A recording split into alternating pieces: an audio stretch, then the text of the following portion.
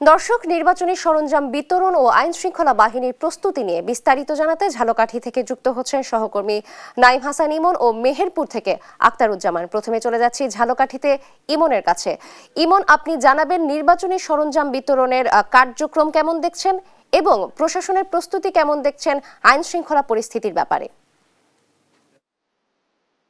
আগামীকাল 12 ফেব্রুয়ারি যে ভোট গ্রহণ শুরু হবে, এই জেলায় ভোট কেন্দ্র রয়েছে 237টি এবং 237টির মধ্যে 133টি রয়েছে ঝুঁকিপূর্ণ এবং পূর্বের রেকর্ড অনুযায়ী সহিংসতার যে রেকর্ড রয়েছে পূর্বে, সেই রেকর্ড অনুযায়ী 133টির মধ্যে 50টি রয়েছে অতি ঝুঁকিপূর্ণ এবং এই অতি ঝুঁকিপূর্ণ। আর প্রতিটা ভোট কেন্দ্রে আমরা জেলা রিটার্নিং অফিস কর্মকর্তার সঙ্গে কথা বলেছি, তারা জানিয়েছেন যে ভোট কেন্দ্রে 3 জন পুলিশ এবং 15 জন করে আনসার মোতায়েন থাকবে। আর এই নির্বাচনকে ঘিরে আইন শৃঙ্খলা বাহিনীর সদস্য রয়েছে র্যাব, পুলিশ, বিজিবি, সেনাবাহিনী, আনসার ব্যাটালিয়ন এবং আনসার বিডিবি সহ প্রায় 4,500 মতন আইন শৃঙ্খলা বাহিনীর সদস্যরা মোতায়েন থাকবে ঝালকাঠি জেলায়।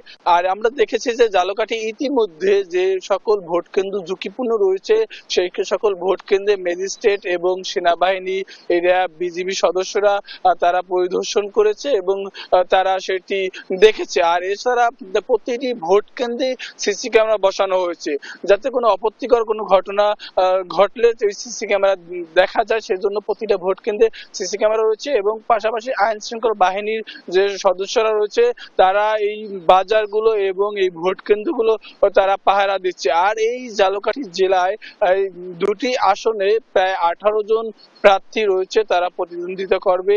আর এই জেলায় ভোটার সংখ্যা রয়েছে 5,93,826 জন। আর এর মধ্যেই এই তরুণ ভোটার রয়েছে তিন অংশের মতন। আর এই তরুণ ভোটাররাই আগামীকাল যে 12 ফেব্রুয়ারি তারা তাদের পছন্দের প্রার্থীদেরকে ভোট দিয়ে বিজয় করবে।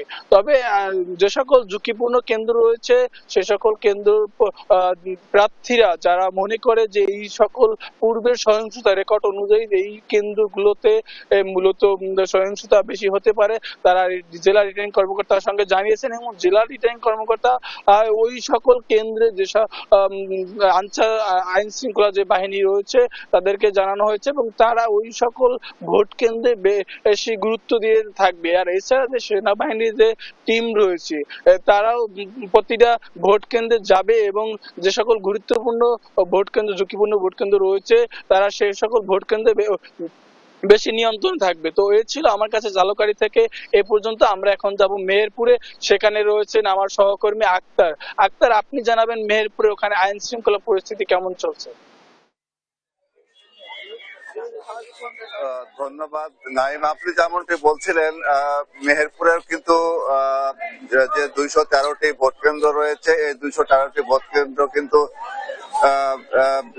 আগামী কালকেই কিন্তু ত্রয়োদশ জাতীয় সংসদ নির্বাচনের 8টা থেকে ভোট গ্রহণ শুরু হবে। তো সেই ক্ষেত্রে কিন্তু প্রশাসন এবং নির্বাচন কমিশন থেকে সকল প্রস্তুতি সম্পন্ন করেছে। আজ সকাল থেকেই এই ভোটের যেসব সরঞ্জামাদি, বিশেষ করে ব্যালট পেপার, অস্ত্র সহ কিন্তু সকল সরঞ্জামাদি কিন্তু বিতরণ শুরু করবে একটু পরেই, এমনটি জানিয়েছেন আমাদের সহকারী রিটার্নিং কর্মকর্তা এবং জেলা রিটার্নিং কর্মকর্তা। তো আমি আছি এখন মেহেরপুর 2 আসনের যে গাংনী উপজেলা, সেই গাংনী উপজেলা পরিষদ চত্বরে।